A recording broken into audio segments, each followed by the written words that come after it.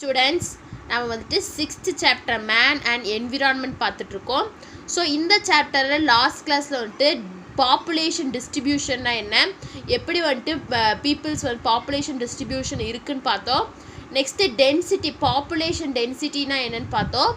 Next வந்துட்டு human செட்டில்மெண்ட்ஸ்னால் என்ன, அதோட டைப்ஸ், அதாவது ரூரல் செட்டில்மெண்ட் அண்ட் அர்பன் செட்டில்மெண்ட்னா என்ன, அதுக்கு கீழே என்னென்ன வரும் சொல்லிட்டு லாஸ்ட் கிளாஸில் பார்த்தோம்.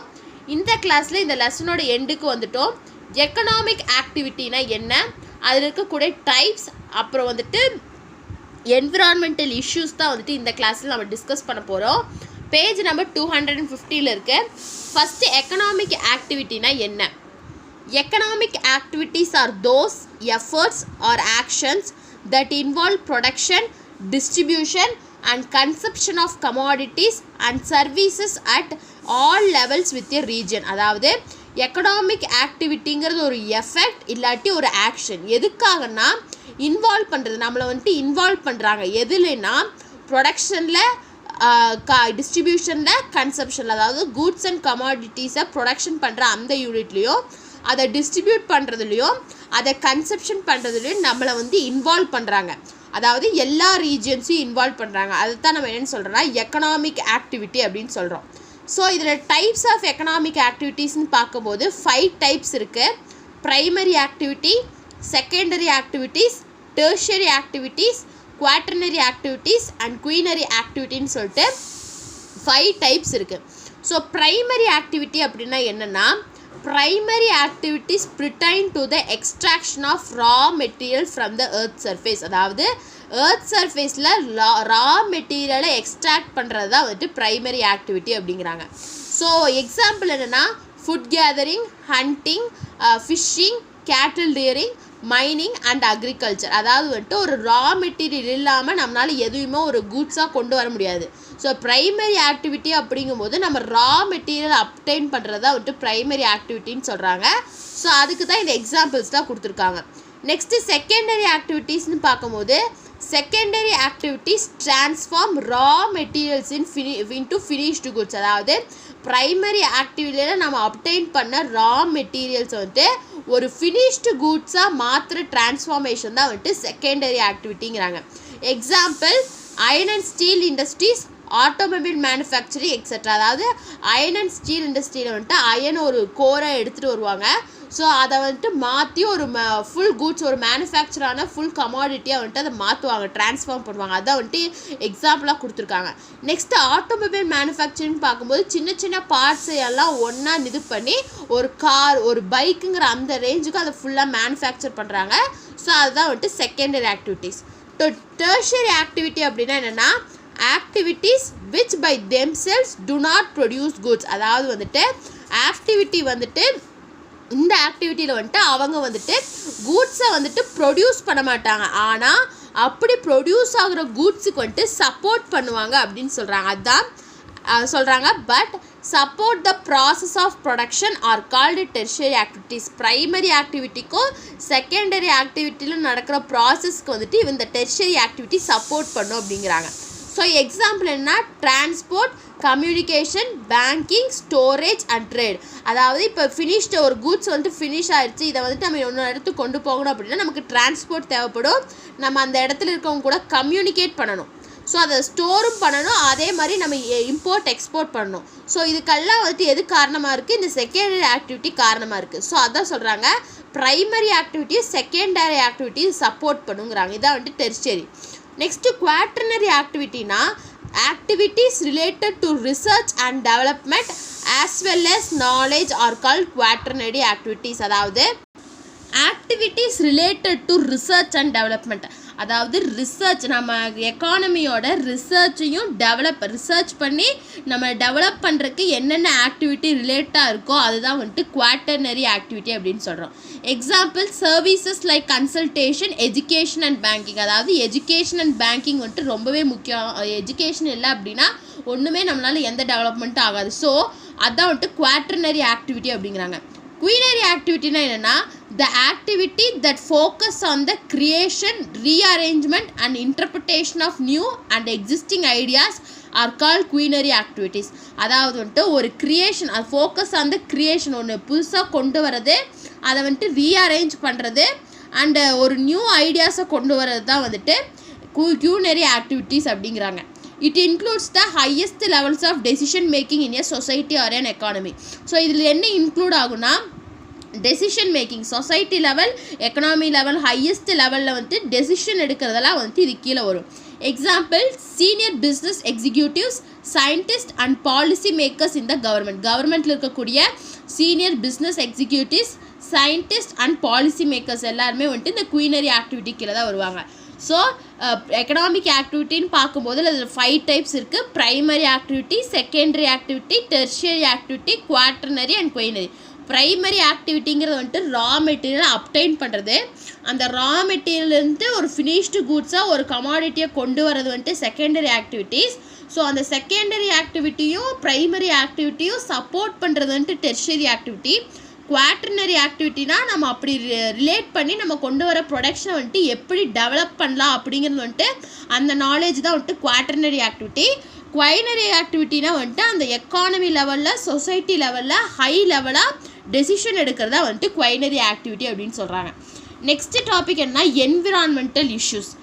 Environment is the basic life support system that provides air, water, food and land to all living organisms. So environment அப்படிங்கிறது வந்துட்டு ஒரு பேசிக்கான லைஃப் சப்போர்ட் சிஸ்டம் அப்படிங்கிறாங்க. நம்ம பேசிக்காக நம்ம லைஃப்பை வந்துட்டு என்ன, நம்ம லைஃபுக்கு தேவையானது எல்லாத்தையுமே ப்ரொவைட் பண்ணுறது தான் என்விரான்மெண்ட். ஸோ ஏர் தருது, வாட்டர், ஃபுட், ஷெல்டர், கிளாத்திங், முக்கியமாக லேண்டு, நம்ம லிவ் பண்ணுறதுக்கு லேண்ட் எல்லாமே தருது. But human beings degrade the environment to rapid industrialisation. ஆனால் ஹியூமன் பீங்ஸ் என்ன பண்ணுறாங்க, அந்த என்விரான்மெண்ட்டை வந்துட்டு டீக்ரேட் பண்ணிட்டு வராங்க. எதனாலனா இண்டஸ்ட்ரியலைசேஷன் ப்ராசஸ்னால டீக்ரேட் பண்ணுறாங்க அப்படிங்கிறாங்க. சம் என்விரான்மெண்டல் இஷ்யூஸ் ஆர், அதாவது இதில் முக்கியமான என்விரான்மெண்டல் இஷ்யூஸ் என்னென்னா deforestation, pollution such as air, water, noise etcetera, urbanisation, fracking, waste disposal. So டீஃபாரஸ்டேஷன்னா தெரியும், cutting down of trees, and air, water, noise எல்லாம் நம்ம பொல்யூட் பண்ணுறோம். அர்பனைசேஷன் இருக்குது, ஃப்ராக்கிங் இருக்குது, அண்ட் வேஸ்ட் டிஸ்போசல் மூலமா நம்ம லேண்ட் எல்லாத்தையுமே பொல்யூட் பண்ணுறோன்னு சொல்கிறாங்க. ஸோ டீஃபாரஸ்டேஷன்னா என்ன? Deforestation is the cutting down of trees permanently by the people to clear forest in order to make the land available for other uses. அதாவது டீஃபாரஸ்டேஷனுங்கிறது வந்துட்டு ட்ரீஸை வந்துட்டு பெர்மனண்ட்டாக கட் பண்ணுறது. பீப்புள் வந்துட்டு ட்ரீஸை பெர்மனண்ட்டாக கட் பண்ணி ஃபாரஸ்ட் எல்லாத்தையும் கிளியர் பண்ணுறாங்க. எதுக்கு? அந்த ஃபாரஸ்ட் இருக்கக்கூடிய லேண்டை வந்துட்டு அதர் பர்பஸுக்கு யூஸ் பண்ணுறக்காக அப்படி பண்ணுறாங்க அப்படிங்கிறாங்க. இதான் வந்துட்டு டீஃபாரஸ்டேஷனுங்கிறாங்க. ஸோ உங்களுக்கு சிம்பிளாக டீஃபாரஸ்டேஷனுங்க வந்துட்டு cutting down of trees by people for permanent அப்படின்னு நீங்கள் ஞாபகம் வச்சுக்கலாம். நெக்ஸ்ட் இதோட எஃபெக்ட்ஸ் என்ன? Effects of deforestation. Deforestation results in many effects like floods and drought, loss of soil fertility, air pollution, extinction of species, global warming, spread of deserts, depletion of water resource, melting of ice caps and glaciers, rise in sea level and depletion of ozone layer. So டீஃபாரஸ்டேஷனால் என்னென்ன நடக்குதுன்னா வந்துட்டு flood வருது. அதாவது flood வரக்கு ஒரு முக்கியமான காரணம் என்னென்னா டீஃபாரஸ்டேஷன் சொல்லலாம். ஸோ ட்ரீஸ் எல்லாம் ஒரு இடத்துல ஒரு வில்லேஜ் இருக்குன்னா அதை தாண்டி ஃப்ளட்டு வந்துடாது. ஸோ ட்ரவுட்டுக்கும் வந்துட்டு ட்ரவுட் எதனால் வருது? நம்மளோட ரெயின்ஃபால் கரெக்டாக இல்லை, ட்ரவுட் வரும். ஸோ ரெயின்ஃபாலுக்கு என்ன தேவை? ட்ரீஸ் தேவை. அந்த ட்ரீஸ் எல்லாம் கட் பண்ணும்போது அங்கே ட்ரவுட் வருது.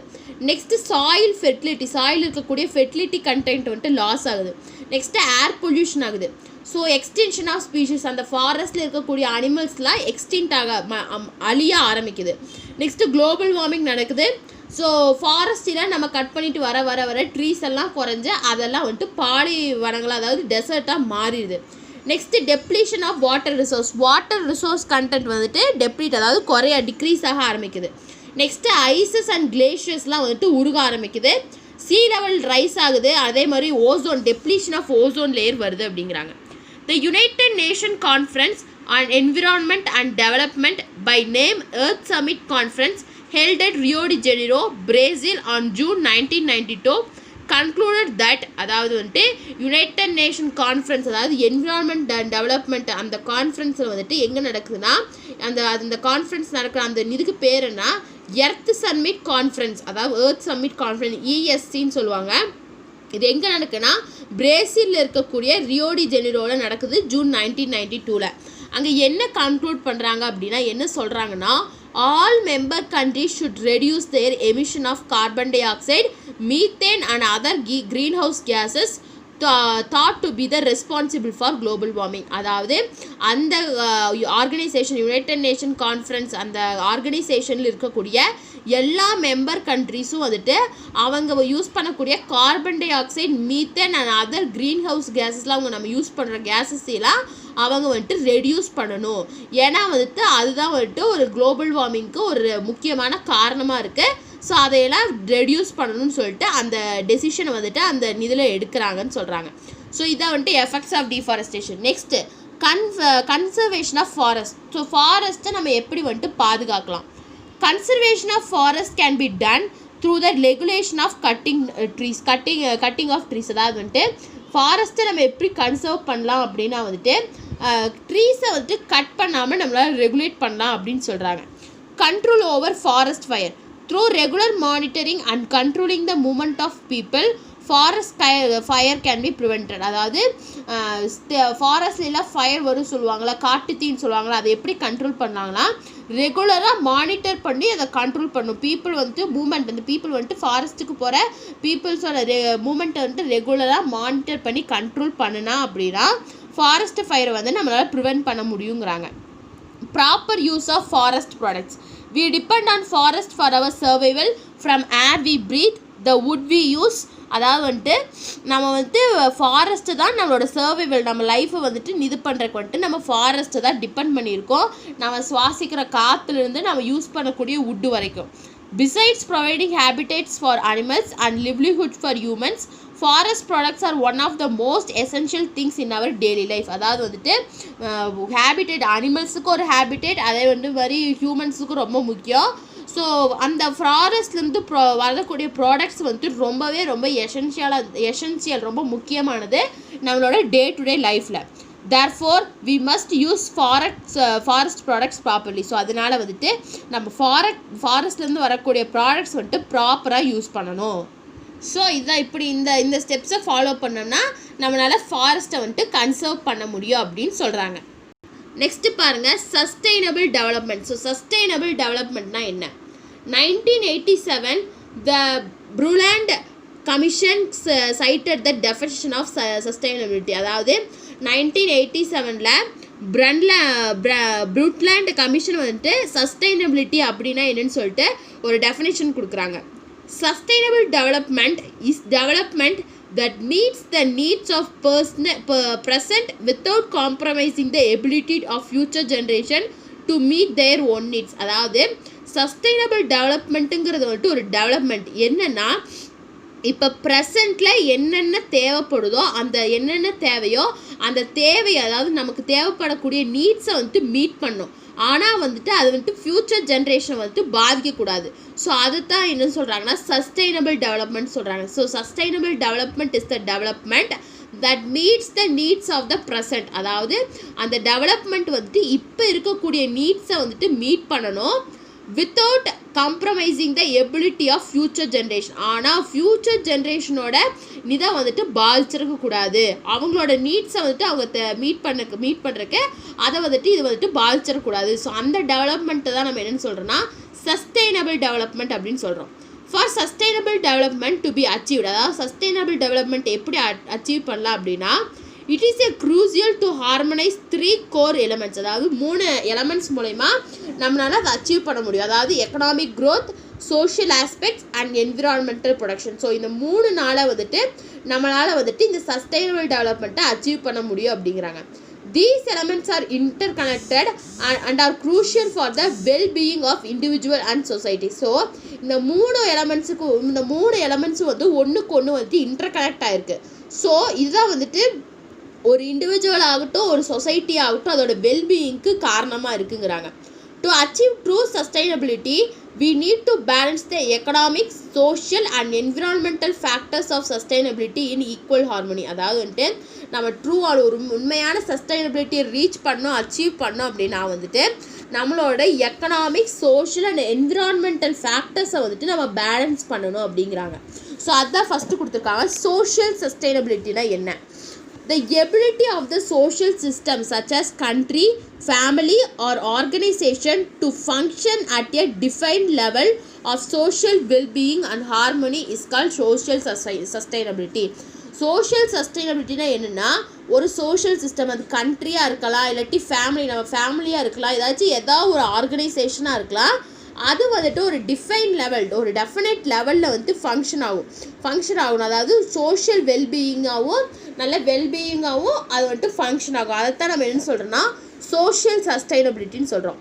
இப்போ problems like war, endemic poverty, widespread injustice and low education rates are the symptoms of a system is socially unsustainable. அதாவது இந்த ஒரு சிஸ்டம் வந்து சோஷியலாக சஸ்டைனபிளாக இருக்குது அப்படின்னா அது ஒரு சிம்டம்ஸ் என்னன்னா வந்துட்டு வார் வந்தால் அந்த இது வந்துட்டு சோஷியலாக சஸ்டைனபிளாக இல்லை. நெக்ஸ்ட்டு எண்டமிக் பாவர்ட்டி இருந்தால், நெக்ஸ்ட்டு இன்ஜஸ்டிஸ், எல்லாத்துக்கும் ஒரு அநீதி கிடைக்கிறப்ப, நெக்ஸ்ட்டு லோ எஜுகேஷன், படிப்பு லிட்ரஸி ரேட் இல்லாதது, இதெல்லாம் வந்துட்டு இந்த சோஷியலி சஸ்டைனபிளுக்கு ஒரு சிம்டம்ஸு அப்படின்னு சொல்கிறாங்க. The balancing capacity of a government in maintaining peaceful existence towards other countries and at the same time providing the requirements of its citizens without affecting the environment create social sustainability. அதாவது வந்துட்டு ஒரு கவர்மெண்ட்டோட balancing capacity, அதாவது வந்துட்டு அந்த கண்ட்ரியில் வந்துட்டு பீஸை மெயின்டைன் பண்ணோம், அதே மாதிரி அதர் கண்ட்ரிஸ் கூட வச்சுருக்கக்கூடிய ரிலேஷனையும் கரெக்டாக மெயின்டைன் பண்ணோம். அட் த சேம் டைம் அந்த கண்ட்ரியில் இருக்கக்கூடிய சிட்டிசனுக்கு தேவைப்பட்ட எல்லா ரெக்குவயர்மெண்ட்ஸையும் அவங்க ப்ரொவைட் பண்ணோம். ஆனால் இது வந்துட்டு எந்த விதமாகவும் என்விரான்மெண்ட்டை அஃபெக்ட் பண்ணக்கூடாது. இப்படி ஒரு கண்ட்ரி இருந்துச்சு அப்படின்னா அந்த கண்ட்ரி வந்துட்டு சோஷியலாக சஸ்டைனபிளாக இருக்குது அப்படின்னு நம்மளால் சொல்ல முடியும் அப்படிங்கிறாங்க. எக்கனாமிக் ஸோ இதான் வந்துட்டு சோஷியல் சஸ்டைனபிலிட்டி. நெக்ஸ்ட்டு எக்கனாமிக் சஸ்டைனபிலிட்டினா என்னென்னா, people on the earth consume far more than what is their fair share. அதாவது வந்துட்டு எர்த்தில் இருக்கக்கூடிய பீப்புள் வந்துட்டு ரிசோர்ஸஸை வந்துட்டு ரொம்ப அதிகமாகவே யூஸ் பண்ணிட்டாங்க. த economic sustainability is successfully implemented through strong public distribution system. அதாவது எக்கனாமிக் சஸ்டைனபிலிட்டி நம்ம எப்போ சக்ஸஸ்ஃபுல்லாக இம்ப்ளிமெண்ட் பண்ணலாம் அப்படின்னா எது மூலயமானா பப்ளிக் டிஸ்ட்ரிபியூஷன் சிஸ்டத்து மூலயமா நம்மளோட எக்கனாமிக் சஸ்டைனபிலிட்டியை சக்ஸஸ்ஃபுல்லாக கொண்டு வர முடியும். Economic sustainability ensures that our economic growth maintains a healthy balance with our ecosystem. அதாவது எக்கனாமிக் சஸ்டைனபிலிட்டி வந்து என்ன அஷ்யூர் பண்ணும் அப்படின்னா நம்மளோட எக்கனாமிக் க்ரோத் வந்துட்டு பேலன்ஸாக இருக்கா, ஹெல்த்தியான ஒரு பேலன்ஸாக எக்கோசிஸ்டத்து கூட ஒரு பேலன்ஸாக இருக்கா அப்படிங்கிறது வந்துட்டு இந்த எக்கனாமிக் சஸ்டைனபிலிட்டி வந்து அஷ்யூர் பண்ணும் அப்படிங்கிறாங்க. நெக்ஸ்ட்டு என்விரான்மெண்டல் சஸ்டைனபிலிட்டின்னு பார்க்கும்போது environmental sustainability is the ability of the environment to support a defined level of environmental quality and natural resource extraction rates forever to mankind. அதாவது environmental sustainabilityங்கிறது வந்துட்டு ஒரு எபிலிட்டி, ஒரு என்விரான்மெண்ட்டோட ability எதுக்குன்னா support பண்ணுறதுக்கு. அதாவது ஒரு define level of environmental quality, ஒரு environmental quality வந்துட்டு ஒரு டெஃபினட் லெவலில் வந்துட்டு சப்போர்ட் பண்ணி நேச்சுரல் ரிசோர்ஸோட எக்ஸ்ட்ராக்ஷனை வந்துட்டு ஃபார் எவர், அதாவது வந்துட்டு எப்போவுமே மேன்கைண்டுக்கு வந்துட்டு கொடுக்கறதா இருக்கணும் அப்படிங்கிறாங்க.